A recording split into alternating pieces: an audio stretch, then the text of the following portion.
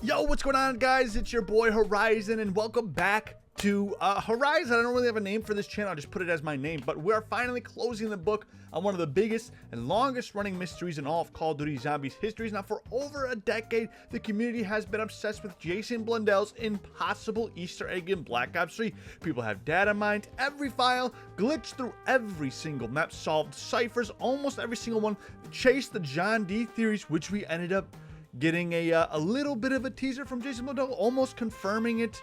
Hypercubes, you pretty much name it. And this past week during the Blundellathon streams with JCBackfire, Blundell himself finally sat down and explained everything to us. Not the steps, not the solutions, but the full story, the whys and hows, and the heartbreaking truth, and kind of a letdown behind it. But you know what? It's all the same to me. I'm still hyped we got the impossible Easter egg.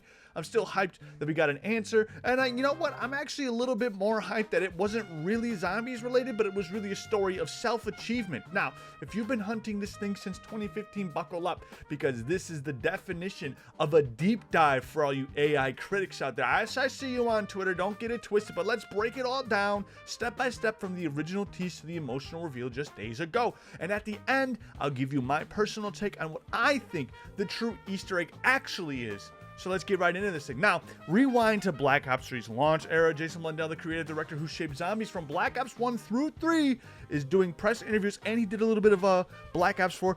In one with Mr. Dalek JD from like 10 years ago, and a few others, Rad Austin, if you guys know who that is, Milo, all these cool guys, right? He drops this bombshell. There's something in the game that's impossible to find. He says something like, I know there's intensity in the community. I think I may be talking about this in about another 8 years time. He kind of, I don't know if that's the exact phrase. I kind of got it burned into my head. If that is absolutely insane for your boy Horizon to get right off the dome. That is crazy. Now, the community absolutely lost it when he said this. We had just gotten the insane main Easter egg, Shadows of Evil summoning key, the Giant, Der Eisendrock, Zetsubo no Shima, Garad Krovi, Revelations, but Blundell hints there's something more. And on the starting screen of most of the maps, there's like a worm, and there's 4 worms and a key.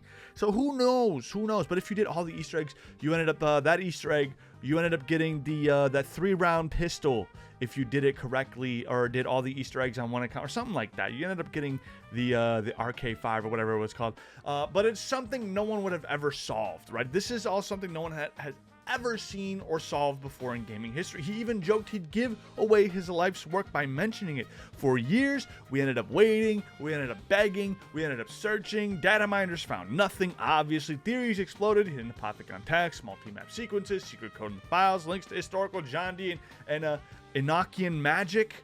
Because of Shadows of Evil's occult vibes, right? Glitching Queen, the gaming revolution, and countless others have poured hundreds of hours into it, and it pretty much just became a legend over time, right? Now, Blundell kept his word in spirit. He said it wasn't found in 8 years. He'd tell about it, right? Well, now it's over 10 years, and Black Ops 3 has dropped in 2015. It is now 2026, almost 11 years now, and this week on JCBackfire stream, part of the Blundellathon, whatever, he finally delivered. The full statement is up on JC's channel, so go watch the raw clip if you haven't. It's pretty reflective, and you can hear how much zombies still means to our boy Jason Blundell. Now, the full reveal is this. New York, and it's this lovely old hotel, like old. Yeah. Like The Shining kind of thing. It's like Art Deco, you know, nice big ceilings, big walls, you know, white marble. There's a kind of a smell in the air of old hotels. It doesn't matter how much kind of deodorant or cleaning you do, it kind of just tells you it's an old hotel, right? It's the kind of haunted stuff, right? It's awesome.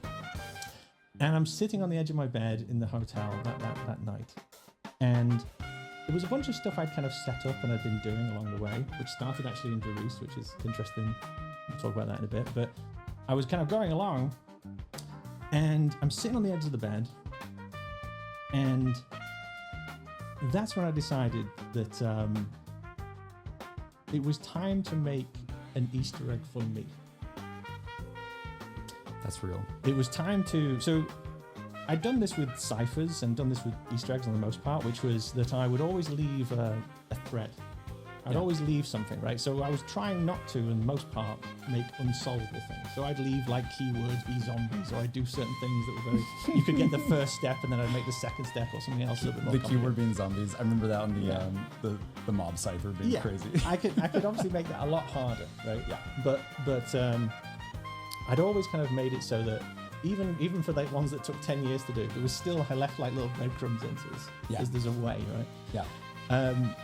I was thinking to myself, way back when, this started in Doris, what happens if I did one for me? What happens if I did one that truly was not for the community? It was for me to put something in. And I thought about 2 books that I'd read. And the first book is by an author called Miyamoto Musashi. It's called The Book of 5 Rings. And the 5th book, if I remember rightly, is called Void. It's about the stuff that can never be known in life. And the other book that I was thinking about was a book called Here Be Dragons, which was a physics book about wormholes and kind of advanced physics, talking about extraterrestrial life and so forth. And in that book, Here Be Dragons is what they used to write on maps when the sailors didn't know what was there, or if bad things of ship had not come back, they'd just write, Here Be Dragons. The idea of forbidden knowledge. I'd always kind of thought that the idea of, wouldn't it be amazing if there was things there that we couldn't see, that were always there? And I knew the zombie community would be taking everything apart and cracking everything open. And so, how do you do an impossible Easter egg? Yeah. Right? That could survive forever. My goal being that it would never be found. And so I could truly put things in there that were profound. Yeah. And that night is when I worked it out.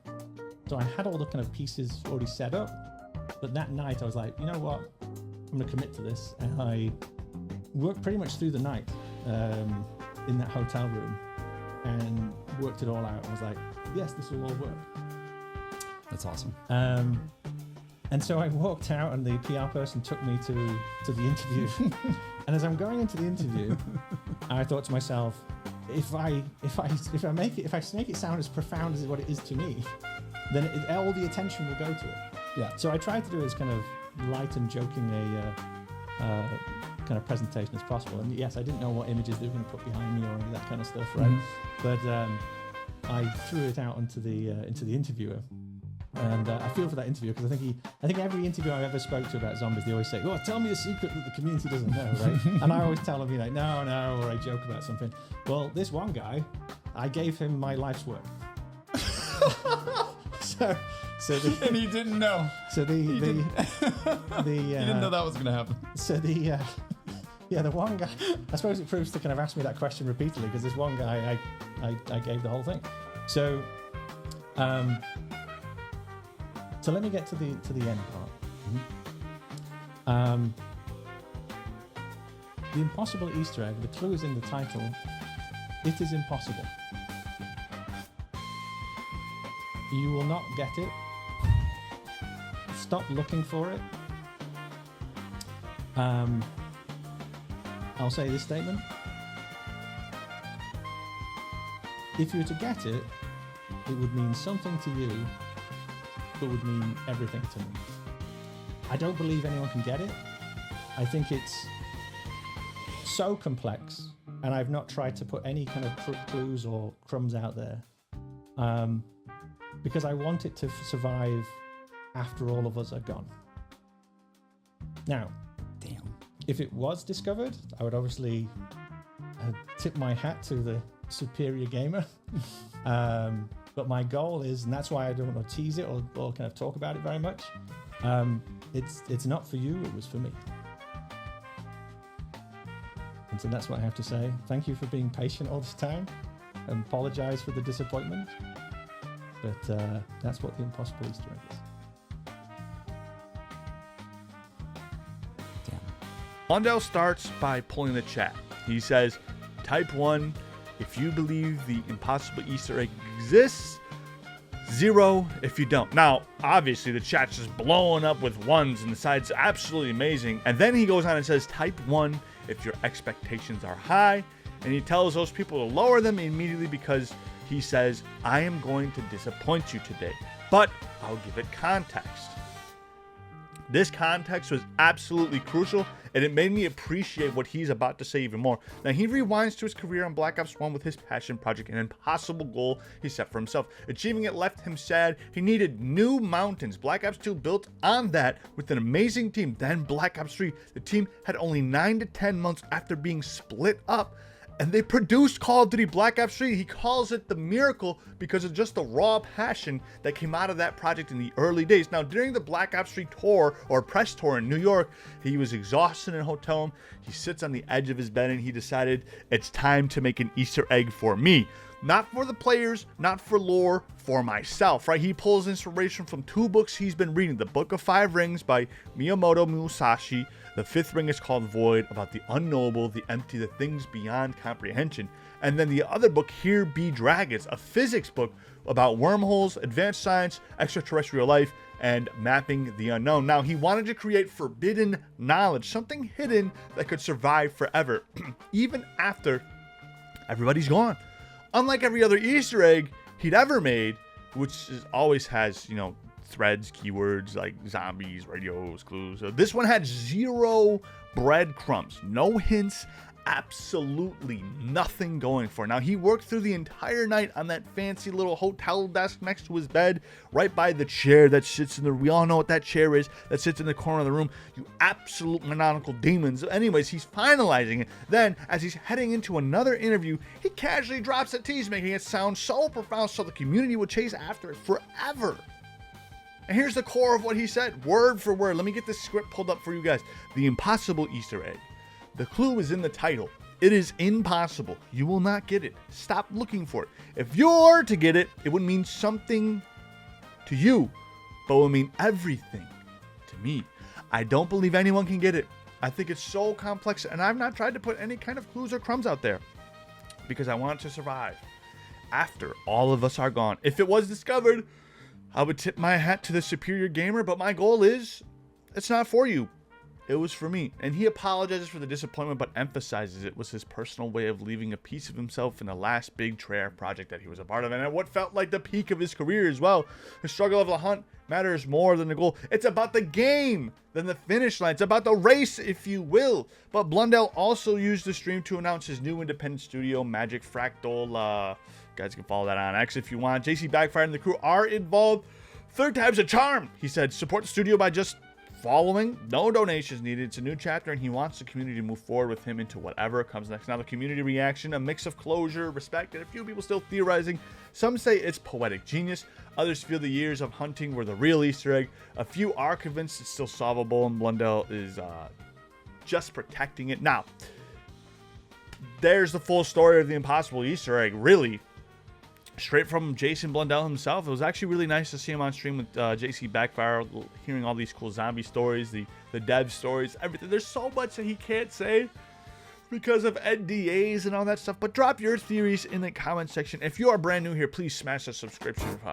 We want to get more into zombies lore, Easter eggs, and developer stories like Jason Blundell. It'd be absolutely sick. And in the next video, we'll revisit the best old theories that might still line up too, or not. But the best take, for me, personally, my best take on the true secret Easter egg. Blundell's reveal was crystal clear. It's not a traditional solvable puzzle or lore payoff. It's a deeply personal and philosophical statement.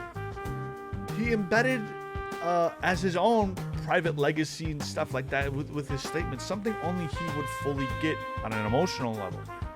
Now, my strongest theory on what it actually is, based on his words about working one night, 0 clues, the void, the unknowable themes, and wanting everything, all that cool stuff. It's almost certainly a hyper-obscure multi-step sequence or single ultra-specific trigger in one map, most likely Revelations, the end map, because of the void and stuff like that, or across the entire Black Ops 3 Zombies experience that activates something tiny and personal.